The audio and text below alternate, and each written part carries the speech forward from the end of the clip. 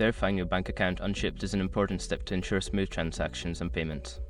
Follow these steps to complete the verification process. Step 1. Open the Shipt app. Launch the Shipt app on your mobile device or visit the Shipt website. Make sure you're logged into your account. Step 2. Navigate to Account Settings. Locate the Account Settings section within the app or website. This is usually found in the menu or profile area. Step 3. Select Payment Information. In the Account Settings, find the option for Payment Information or Bank Account Details. Click on this option to proceed. Step 4. Enter your bank details. Make sure your information is protected first. Most people don't think about breaches until something actually happens to their accounts.